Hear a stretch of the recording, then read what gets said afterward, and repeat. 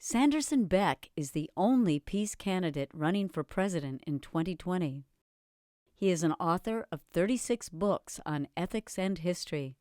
He is a teacher, historian, and philosopher. Sanderson challenges establishment left and right to develop policies that work for the people. He's for peace and disarmament. None of our current presidential Democratic candidates are talking about the change from a war economy to a peace economy. He's been arrested more than 50 times for his beliefs and was a conscientious objector. This interview in 2019 gives more depth and insight into his policies and his plans to bring about peace in the U.S. and the world. Father, Mother God, I ask for your light and wisdom to be with me in this video, and I also ask for all those who are listening and watching this that the light of God be with them. Always ask this for the highest good of all concerned. I have a spiritual philosophy, and basically I concentrate mostly on ethics in all the courses I've taught and in my writings and in my efforts and in my life. And I believe basically in what is best for everyone, and to take into consideration everyone, that no one person is better than any other person. And therefore, we shouldn't be going by a selfish motivation. Jesus taught us, love your neighbor as yourself, which also implies that you love yourself. As we're looking towards the 2020 presidential election in the United States, I'm very much concerned about what's going to happen, because I believe that the world and the nation is experiencing a tremendous crisis, which I call a mega crisis. And that has about 3 major components. And those are, of course, the problem of the climate disruption because of the warming of the atmosphere from too much carbon dioxide and other nitrous gases. And that is pretty well understood by most of the candidates who are running in the Democratic Party. And there's the Green New Deal, which I agree with, which I think is really important and involves many aspects. And so this is a major emergency, and we need to spend a lot of time and a lot of effort on this, and it's going to take a long time because we're looking at progress over decades in order to slow down and reverse this global warming. A second issue that also is in the minds and in the policies of the progressives who are running is the economic inequality. And that is also a major crisis that we have to deal with. And I believe, and I think a lot of the candidates also believe, that we can do this with more progressive taxes, income taxes, wealth taxes, taxes on stocks and bonds sales, and much higher taxes on corporations the way they used to be.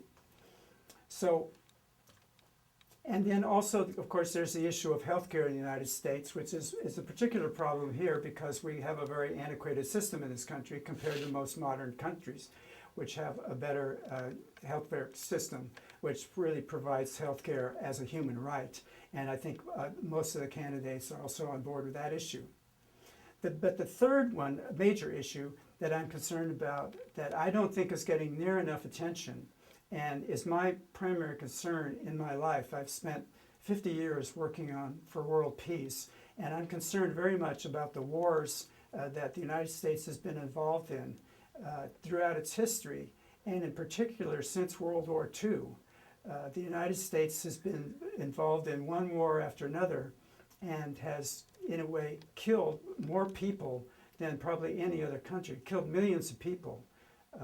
About maybe 3 million, most of those killed by the United States soldiers in Korea, and then also in Vietnam, 3 million, and also maybe another million or more in Laos and Cambodia. And these wars that have been continuing on even after the end of the Cold War. And the United States also has been involved in during the Cold War especially, in CIA operations and covert operations in overthrowing governments. The first major country where the regime was overthrown was in Iran in 1953. Mossadegh was basically a liberal, a leftist, not even a communist, but that wasn't satisfactory to the anti-communists, and they put the Shah back in Iran, or Persia, as it's sometimes called. And then the very next year, in Guatemala, Arbenz, another leftist, was overthrown.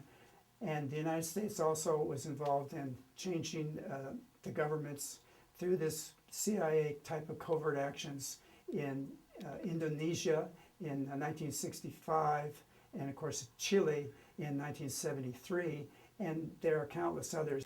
The United States has also bombed approximately about 30 countries over the years. Not too many people really realize this or think about it, but the United States, since World War II ended, has not ever bombed another country that has the capability of bombing the United States. In other words, people in the United States seem to have this idea that we're an exceptional country and that the basic ethics and the laws of whatever don't apply to us. And so the United States basically has become a criminal nation, a criminal regime, where we've been involved in these wars on the other side of the world for the most part.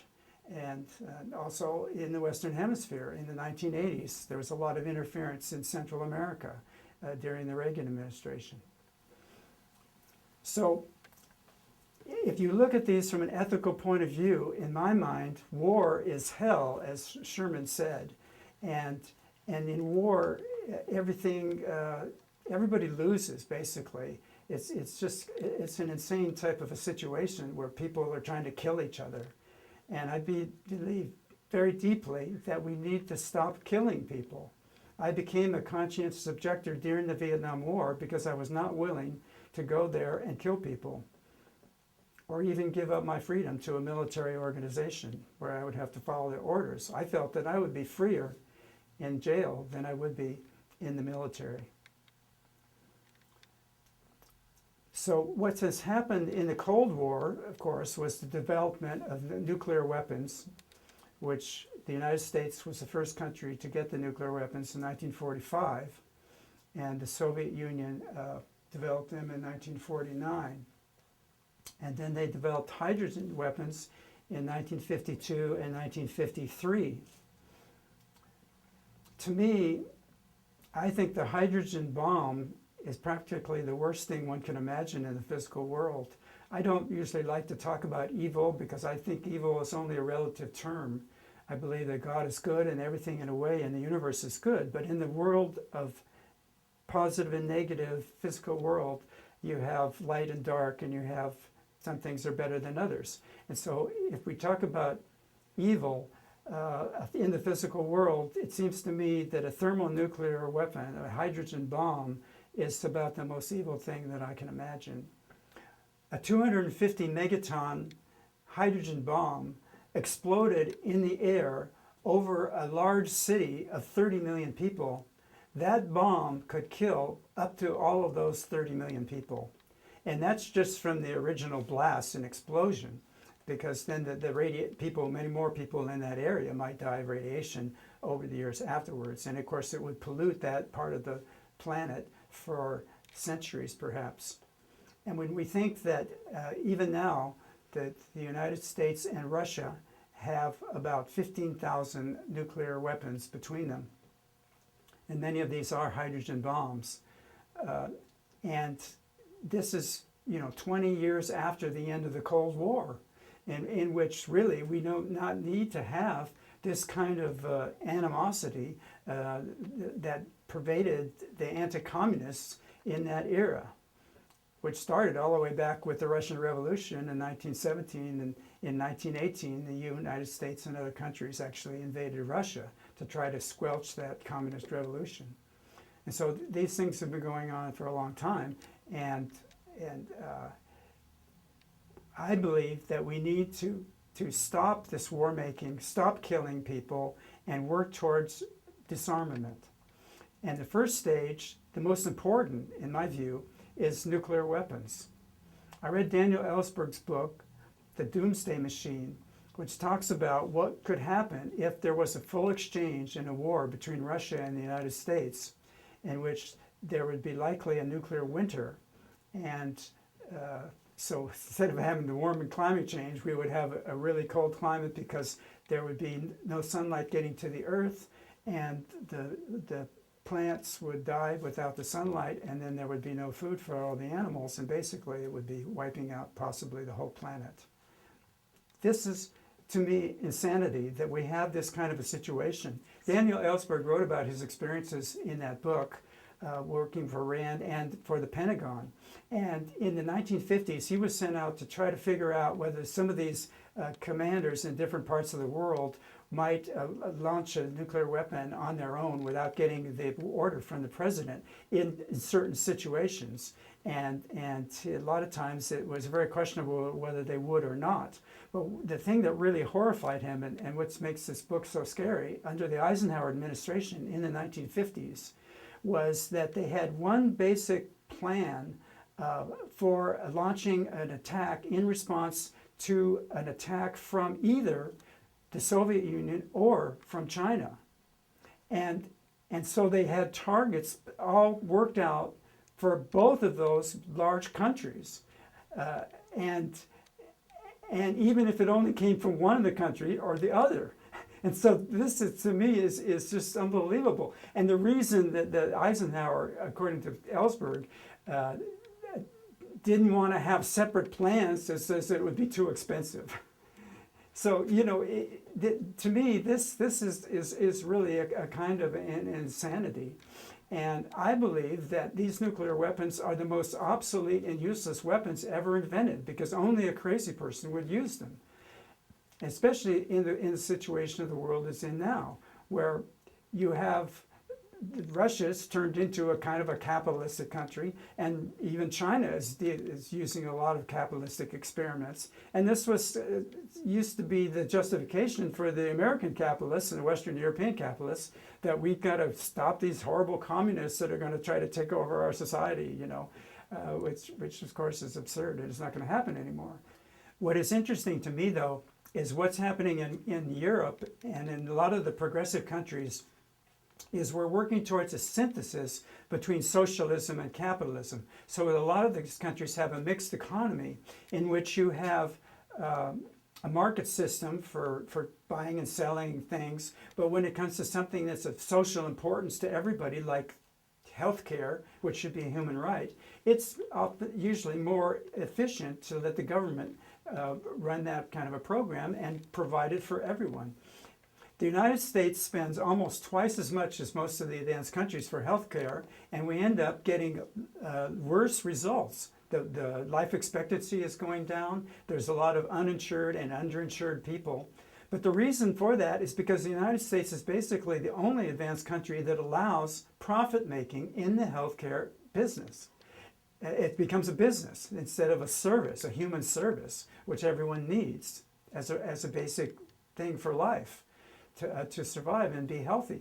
And so there's all kinds of bureaucracy. You've got to have insurance policies, you've got to have agents selling them, you've got all these different complicated, different systems, and there's all this kind of bureaucratic work, and every insurance company's different, and when you go to get your health care, you have to find out, well, is the insurance going to cover it or not? It's just so much more efficient and simpler, much less overhead, if you have one single payer. That's why they call it the single payer healthcare system. Another area that I'd like to talk about is education, because everybody needs education, and education is really what improves a country more than anything else. And they're finding, you know, used to think that too much population was a liability, but actually they find that if you have an educated country, the more people you have in it, the better. And this is why China is becoming a really powerful country, because they're educating their people and they're developing amazing technology. And what China is doing that's different than the United States, for example, which uses this hard power of military threats and military interventions. China uses what's called soft power. And so they're using their economic strength and their ability to trade and to help other countries and to work with other countries and cooperate instead of competing and trying to kill and destroy. Basically, it's what Hillary Clinton called coercive diplomacy. So that's coercive means threat of force, and diplomacy means you're trying to negotiate. But the United Nations Charter says that to threaten force against another country is a violation of the Charter. And so that's basic American policy. That's why we're a criminal country. We've even, under George W. Bush, I think it was 2002, pulled out of the International Criminal Court. Says, well, we don't recognize international law anymore. And then in terms of nuclear weapons, we need to look at the Non-Proliferation Treaty, which was signed in about 1968 and went into effect and was ratified in 1970. According to the United States Constitution, a treaty is the supreme law of the land. And what a lot of people forget in the Non-Proliferation Treaty, it has two different parts to it. One is to keep other countries that don't have nuclear weapons from getting them. And of course, that's the big concern of the United States. We don't want these other little countries to have nuclear weapons, but we want to be able to bully them with our nuclear weapons. So it's a kind of hypocrisy. But the Article 6 of the Non-Proliferation Treaty says that all the nuclear powers should work with all deliberate speed to complete nuclear disarmament and disarmament, which implies even conventional disarmament. And that's being violated now for almost 50 years. With nuclear weapons, we need to start, I think, with Russia and the United States, because those two countries together have about 93% of all the nuclear weapons in the world. And so we could do a lot of disarmament steps to get rid of most of those weapons, or at least a good portion of them, before we would have to necessarily involve the other countries, because it's not fair for these big, powerful countries that have so many more weapons than they need to tell these other countries they can't have any. And if we're going to ask the ones that do have some, which is actually 9 nations at this point, to get rid of their nuclear weapons, the nations with the big arsenals of them need to pare them down, at least until you get a close level, and then they can all do it together. And then you could do it gradually, and you need inspection, and you need, and a lot of this can be done through the United Nations. See, one of the things we can do, instead of having these wars between countries all the time, we could have the United Nations peacekeeping forces being used and international law. And so whenever there are disputes between nations, they go into the International Court and they argue out the case, and you have impartial judges, and they decide what would be fair. I believe the United Nations has done a lot of good work, but it does have its limitations. First of all, the United Nations was actually a name thought up by Franklin Roosevelt during World War II as a name for the Allied powers who were fighting against what were called the Axis powers, which was, of course, Nazi Germany, Fascist Italy, and the imperialistic Japanese.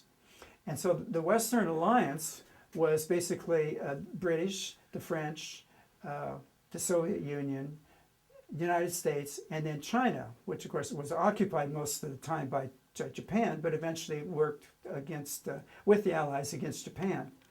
And so when they formed the United Nations organization after World War II, they took the name from the alliance, but they also gave those 5 countries that won the World War II a special privileged position on the Security Council of having a veto power, so that any one of those 5 big powers could veto any resolution dealing with security. And security, this is the most important issue when we're talking about world peace. This is how you settle the differences and the problems that are going on around the world. And it's interesting because at first, they were just meeting as a General Assembly, and there wasn't that many nations in 1945 in the 40s. And there was a civil war, basically, in China after the Japanese had to withdraw after they were defeated. And you had the nationalists led by Chiang Kai-shek, supported by the Western allies because he was the conservative and he was for capitalism, not against the communists who were led by Mao Zedong. And in this civil war, the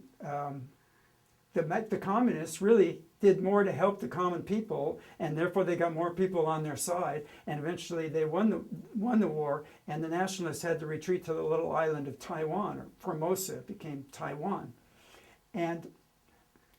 But what happened on the Security Council was that you have the United States and Britain and France are all in together, and they managed to have China be represented by Chiang Kai-shek and this little people on the Taiwan island, whereas the whole mainland China, which was communist, was not even represented or in the United Nations at all. So that was a big problem. And of course, the Soviet Union didn't like that, right? Because they were also a communist country and they wanted to be sort of allied with China. And so they boycotted the United Nations meetings. And that happened when the Korean War broke out.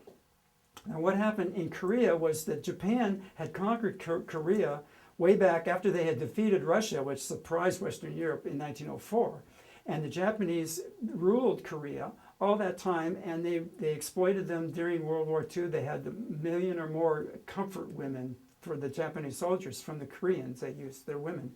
And so, but they withdrew. And so then you had a situation where as soon as, well, Japan was defeated, so the Russian troops went in from the north, and the American troops went in from the south, and they basically divided the country at 1946 at the 38th parallel. So when you had a kind of a civil war going on, and of course they tended to be more communist, obviously, in the north, and in the south it was the United States. So they wanted and they got Syngman Rhee, and he was kind of a conservative, but see, he wasn't that popular because they were kind of went along with the Japanese, whereas the communists were more like, you know, the underground, the resistance. So what happened was there was these battles going back and forth, and then in June 1950, the North then invaded the South, and so Truman decided he didn't want to call it a war. They didn't want to declare war because there hasn't been a declared war in the United States government since World War II, and so they called it police action. But he wanted to send troops in there, but they went to the United Nations. And the Soviet Union wasn't there, so they weren't using their veto power. And so they got the United Nations to back the United States side on this war. And so these troops were actually, they weren't really like, it's called a police action, but they were really like soldiers and they had United Nations helmets, the blue, and they were fighting as they called the United Nations forces. And so with MacArthur as the general, anyway, so they were losing there for a while, and then at one point they went back in and they pushed, because the Northerners had invaded into the South, but then they finally pushed the Northerners in 1950, started in June, and by October they pushed them all the way up to the end of the Yellow River, which is the border of China. And of course China had just in 1949 had completed their revolution. And so they were still kind of unsteady. But Zhou Enlai had warned the Americans that if they did that the Chinese would respond. And they did. They sent 400,000 troops down into North Korea. And then that pushed the Americans all the way back down in the south. And they even took over Seoul. And then the United Nations, MacArthur wanted to use atomic weapons. Truman would not approve that. And eventually the United States pushed it back. And they ended up right where they started. By the end of 1950, and then they spent the next 2 years, fighting each other and killing each other without much use at all. And Eisenhower ran in 1952, and he was, of course, the great Allied commander in the European theater. And he got elected. He said, "I will go to Korea." And so he went to Korea. He looked around. He couldn't really do much because Stalin was still in power. And he didn't want to give in and have a peace treaty. And so Eisenhower went home, but then Stalin died in the spring of 1953. And so after that, they were able to get a peace, an armistice. But the war never ended in a sense, in the final sense. There's no treaty. And so it's still a divided country. And so the United States had troops there, and they left about 30,000 troops in there for years. And the United States had 54,000 people killed in that war. That was one of the biggest casualties since in the post-war period. And it was only in a 3-year war. And but in North Korea, they used their air power. The North Koreans didn't have really any air power. And so they actually bombed every target in the entire North Korea. They ran out of targets. They destroyed everything. That's why North Korea was a real basket case. It was completely destroyed practically in that war. And it had been more industrialized, whereas the South was more agricultural. Mm-hmm. So now you have the situation where the North Koreans have seen what's happening. Well, first of all, the United States is always doing these exercises with South Korea. South Korea's got a booming economy because they have a pretty good system and they have the support of the United States and everything. And so but the North Koreans, it's like they call it the Hermit Kingdom because it's very totalitarian. They have this one guy, this Kim. It started with Kim Il Sung, I think it was, and then his son Kim Jong Un, and they just are dictators basically in this country, and they're very militaristic because they're completely paranoid. The United States will try to overthrow them, and then when they look at what happened to Gaddafi and what happened to Saddam Hussein, who didn't even have nuclear weapons, but were thinking of trying to get nuclear weapons, and they ended up both being invaded and killed, by the United States forces. So Kim feels that he has to have these nuclear weapons to keep the United States at bay. So this is the kind of thing. But if we stop threatening all these countries, and if we removed our troops out of these different places and let these people have self-determination. I mean, that's what we're supposed to believe in, right? Is the United States we wanted self-determination from the British. That's how this country started. We're supposed to believe in the type of situation and not intervention. So you have, communist countries, if they become too tyrannical, they're totalitarian. And if you have capitalist countries, they become too militaristic, they become fascists, where you have the corporate power combined with military power combined with governmental power. And Eisenhower, before he left office, warned against the industrial military complex and how it was just out of control and was just this gigantic thing that just keeps rolling on. And it's like we're addicted to war because we have to keep people, all these jobs. That CIA is always looking for new places where they can, do some nefarious things because that's what they do. That's their job. It's basically imperialism. Even though these are not, they don't become a part of the United States, but they're in the sphere of influence of the United States. And Vladimir Lenin of the Bolshevik, of the Russian Revolution, he warned and basically said that capitalist countries have this tendency to completely expand because they always want to have their economy growing. They want to be making more money. They need resources. They need to have trade with these other countries. And so they want to influence them. And they don't want Marxist or socialist or communist countries because they're not going to be friendly for trading and they're not going to be allowing capitalism in those countries. And that's what they want.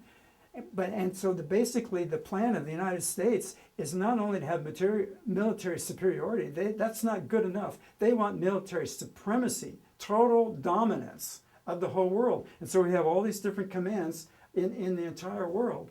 And it's just not going to work. The empires are going to fall. They decline at a certain point. Too much power all in one place. That's why it's bad to have an empire. And so it tends to just be corrupt. And you end up with horrible people like what we have now. And the United States, we have a well over $22 trillion national debt now. It was less than $1 trillion when Ronald Reagan got elected. He tripled it in 8 years because he wanted to escalate the arms race in order to drive the Soviet Union economy into the ground. And George Bush, who ran against him, became his running mate, called it voodoo economics, where you increase the military spending and you cut the taxes on the wealthy, and you're borrowing money. And so it's like if you had a family and you're borrowing lots of money every year for a few years, you seem like you're living really well, right? But then there comes a time where you've got to pay off that money. And so that's an illusionary thing. And that's called trickle-down economics, which started actually with the Republicans in the 1920s. This is another interesting story. It has to do with World War I and Woodrow Wilson and the League of Nations.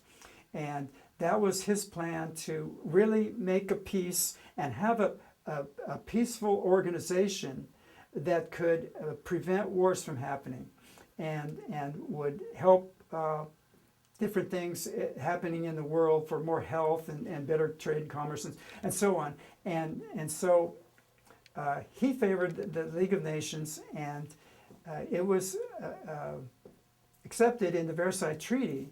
But what happened also was the French wanted to punish the Germans, and the Germans had to ask for an armistice because their whole empire had fallen apart, and they had a kind of a communist revolution and going on, or socialists, and they decided they didn't want to fight anymore, and so they gave in and said, okay, let's have an armistice.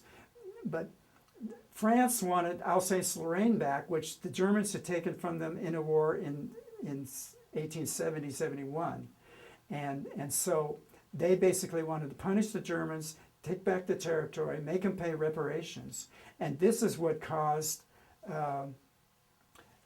the Germans and Hitler to want to get back. They felt the Jews and the socialists had betrayed them in World War I, and they wanted to get back at them. They wanted to get back at France. But the other thing that happened with the League of Nations was the terrible tragedy that the Republican Party, led by Henry Cabot Lodge, saw that Wilson was a Democrat, progressive Democrat, that if in the 1920 presidential election, that if the Republicans supported the League of Nations idea, then the Democrats would win the election. But if they argued that, no, this is a bad deal, we've had enough wars, we don't want to get involved in this thing, this is, and they persuaded people to vote for them and, not for the Democrats because of that, and they used that kind of clever thing. And it was defeated, and it was tragic for Wilson, who really worked his heart out because he wanted to make peace that would last. That was supposed to be the war to end all wars, or the war to make the world safe for democracy. But it didn't turn out that way because without the United Nations in it, it didn't quite have enough power to really enforce the disarmament efforts that were made in the 1920s and the 1930s. And so pretty soon you had the Germany and Italy and Japan really building up their military. And then the Germans and the Italians intervened in the Spanish Civil War against the socialists there. And of course the Japanese had taken over Korea, and then they invaded China in the 1930s, and then beyond that, and we're dominating Asia. And so what happened with the trickle-down was the Republican President Harding, who got elected in 1920, was really a terrible president, and he had a scandal, marital scandal, extramarital scandal, and he also had corruption with the Teapot Dome bribery or whatever, payoffs and so on. And so he ended up dying. He might have even committed suicide. But they called that trickle down. And in the 1920s, the stock market was really booming after the war. But then all of a sudden it crashed in 1929 and brought about the Depression. If you give tax cuts to the wealthy and the big corporations and things like that, then that extra money, they'll invest that, and that'll provide more jobs, and it'll come down to other people.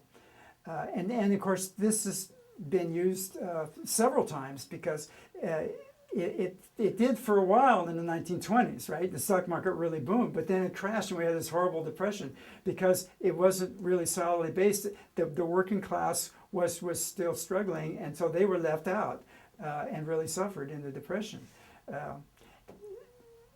And then this was tried again under Reaganism, and he drove up the national debt, and that was a temporary situation, and then so he had major tax cuts. The income tax highest rate for the people making beyond a certain amount pays 70%, It had been 94% in World War II, and then 91% under Eisenhower, and then down to 70. But Reagan lowered it from 70 down to 28%, right? And then there were some other adjustments. And that helped the wealthy. But since around 1980, 1979, and Thatcher did the same kind of thing in Britain, that brought about the economic inequality that is with us today, and is still getting worse because Trump again is doing the same thing, and George W. Bush did the same thing. He cut taxes and he went to war against Iraq and Afghanistan, and so you're spending money on the military, trillions of dollars, several trillions of dollars just on the Iraq war. And I heard just the other day from Joseph Stiglitz, he said that 40% of the U.S. soldiers that come home from Iraq are on disability. They're disabled from that war. Because one thing is they saved more lives than they did in Vietnam. People would die more. They keep them alive, but they'd have all these disabilities. And of course the post-traumatic stress syndrome. And of course the number of suicides of these soldiers that are committing suicide. See, all these evils that are happening because of this criminal policies of going to war and killing people, and we're suffering too. The United States is suffering. And so the middle classes have gotten like less than 1% or even less, have even lost money in the last 40 years, while we're having this fantastic technological boom with computers doing the work of trillions of people, so that we're doing the rich, a prosperous economy, but most of the money is going to the top 1%, maybe to the 10%, and even the 1/10 of 1% have more wealth than the bottom half of the whole country, So it's just gotten to an absurd point. Okay? So we need to help the poor and the middle class and give them the tax breaks that they need, and big allowances for deductibles for children and so on, because children are important and they're the future. And another thing I wanted to say about the mixed economies where you have some socialists and some free market. Another important aspect that needs to be socialized is education, because everyone deserves an education. And so if you have, now we're finding that pre-K is really good because children are really learning at that age really, really well. Their minds are open. And so if when you have a class society where you have richer people and poorer people, if the poor people, the poor families, for example, you have, if you look at the wealth of families, you have the whites, the blacks, and the Hispanics. And the whites have $100,000, and the blacks have maybe 20,000, or the Hispanics have maybe 20,000, and the blacks have like 10,000 or something. It's a huge difference. And that's why we need reparations. That's another thing too, because for 2.5 centuries, this country built its economy, especially in the South, on the backs of slave labor. And even after the Civil War, we had 100 years of Jim Crow in which they were still oppressed and they were made to work.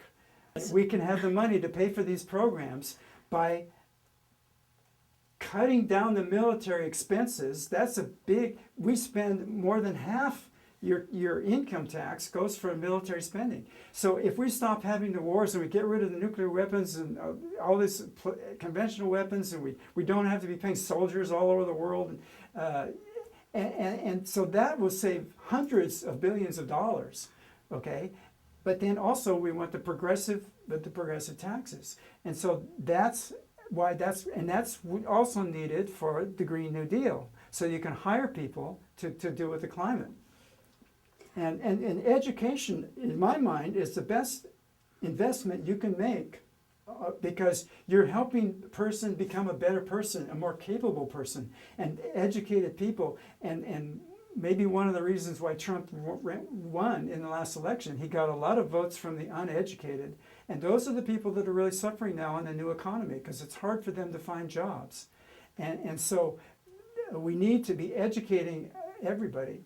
The military and all the parts that go with it, all the intelligence agencies, which get, more than $50 billion a year is in the intelligence budget. So you have Homeland Security, and you have the Pentagon, and you have all this, what Eisenhower called the military industrial, and it's a congressional also complex.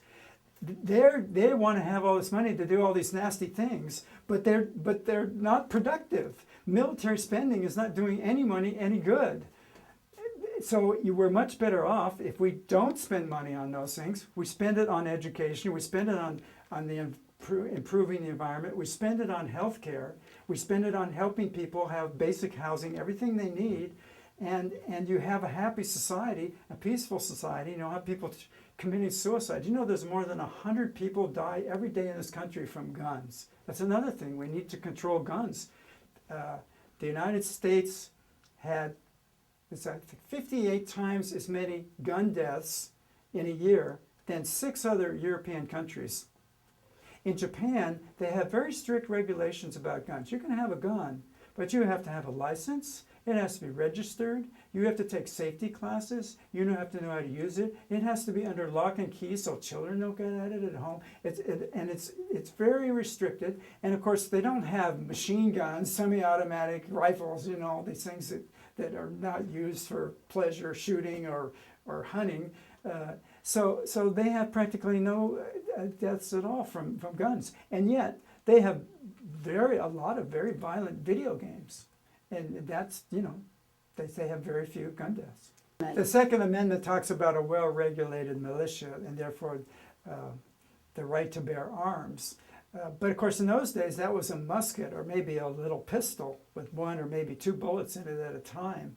And now we're talking about, you know, handguns with clips of 10 or more bullets than that, with rifles with even more than that. That was the 18th century. They needed also, they were facing Indians on the frontier, you know, whom they considered many times savages. They didn't know how to get along with them, like they did in Pennsylvania, for example, under the Quakers and William Penn.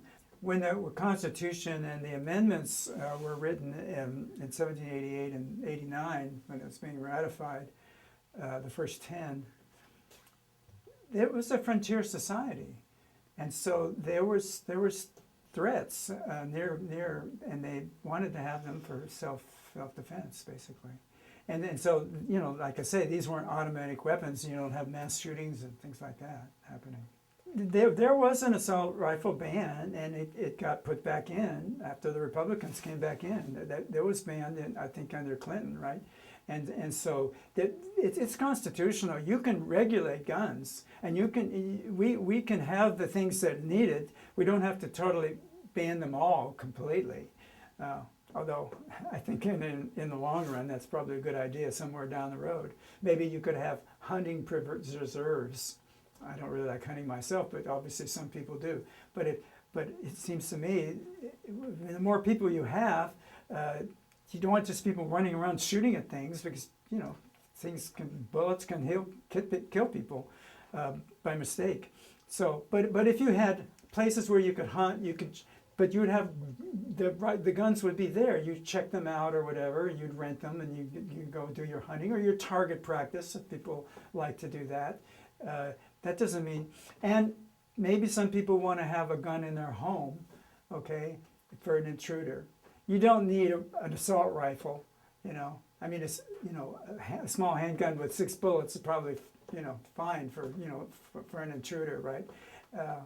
But that doesn't give the people the right to, you know, we have these carry, you know, laws being passed by the Republicans now, so people can take these guns with them wherever they want to go to a movie theater, you know, and then you have some guy shooting up a movie theater. I mean, you know, it's ridiculous. I'd like to talk about the analogy of what happened in the Soviet Empire and compared to the American empire that we have now, and what Mikhail Gorbachev did to transform the Soviet Empire into something better than what it was before. Mikhail Gorbachev became the head of the Soviet Union on March 10, 1985, and the very next day he declared that his goal was to have the abolition of all nuclear weapons in the world. And then he came up with some reform policies to help the Soviet Union, which was struggling in the 1980s with the Cold War, with the, you know, rivalry and Reaganism and so on. And so he came up with this idea, first of all, of glasnost, which means openness, which means allowing more freedom of speech and not putting dissidents away in the prisons and so on, and letting people talk and learn and discuss things. And then also perestroika to help restructure the economy and everything like that. He pulled out of Afghanistan. The Soviet Union had gone into Afghanistan because they were concerned that the United States was starting to influence that area of the world and to get oil, as usual. And so they went in on Christmas Eve, I guess it was, in 1979. And then Carter reacted against that, pulled out of the Olympics, stopped the grain deal. What Gorbachev did, not only pulling out of Afghanistan, which is sort of been called the burial ground of empires. The British had 2 wars in Afghanistan, which were unsuccessful for them, and the Russians had their Vietnam, as some people called it, and so he decided to allow the countries in Eastern Europe to be free and to be self-determined, and so in 1989, and so he pulled the Soviet forces out, Russian troops out, and he allowed these countries to basically get out of the satellites, from being a satellite of the Soviet Empire. And he even allowed 3 of the socialist republics that were part of the USSR, Latvia, Lithuania, and Estonia, to become independent. And he gave up the whole communist ideology and even allowed Russia and the other former Soviet states to become non-communist democratic republics. And to me, it makes him one of the greatest people of the 20th century, along with Mahatma Gandhi and Martin Luther King. But he did something that was a good example of what a great leader can do in terms of bringing in an improvement of the situation. And he's still alive today. And of course, he's also a great environmentalist and is one of the founders of the Earth Charter. In my book, Uniting Humanity, I talk about how the United Nations could be reformed to become more democratic. And the problem is that the United Nations, it's not really a government. It's kind of like it's an assemblage of diplomats who are appointed by their countries. They're not elected by the people of the world or by the people of each country. They're appointed by the governments that are governing each country. And so you have a General Assembly with one ambassador from each country, and then you have a Security Council of 15 nations with the 5 permanent members with the veto power. And so they control the peacekeeping and security aspects, and that's not democratic either. So the powers are running the world, and they make a big mess of it, right? And so we've had a lot of wars and a lot of problems. On the other hand, some of the smaller problems have been solved by UN peacekeeping, and I've written about this in my History of Peace in the 2nd volume. So to really have an effective United Nations, it needs to have more capability to prevent wars and to settle the disputes. And so you need, I think, a constitutional form of government. So I've written a constitution for a democratic United Nations. And this allows elections, and you have elections to a legislative body, to a legislative body, and you have an executive council. You could call it presidents or counselors, and they represent the nine regional groups that I call, basically on the continents. You have Europe, North America, or Latin America. That's 3, and then you have Africa, Sub-Saharan Africa. You have the North Africa and the Middle East. You have India, you have China, you have Southeast Asia, and you have North Asia. I think that's 9. So you have one person on the presidential council from each of those regions. And when you're having passing a law, you have to have a vote of 6 of the 9. And to have a peacekeeping operation to go intervene to prevent a war or to settle a conflict, you need to have a vote of at least 6 out of 9. And then you also need a judiciary, and so you would need a world court, and you need other courts. But in the Supreme Court, you would have 9 justices, and in my system, you have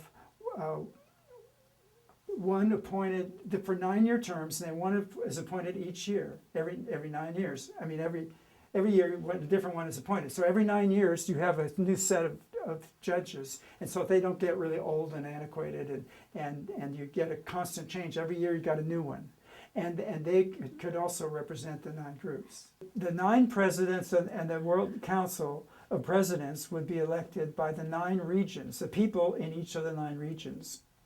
So the legislature would pass laws, and they would go into the Council of Presidents, and they would have to have 6 out of 9, and if they didn't, it might go back to the legislature, and they could maybe get a 2/3 vote. But in addition to the legislators who are elected by each of the countries in the 9 regions, you could also have all the adults, people, I don't know, 16 and over or whatever, in the world could be able to vote on different issues that came up before the world legislature. And those votes would be tallied, and it would all be done through the internet, so that people would know where the votes are coming from and what the votes were.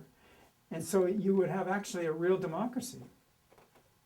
And actually I have the same kind of a thing in a new Constitution for the United States.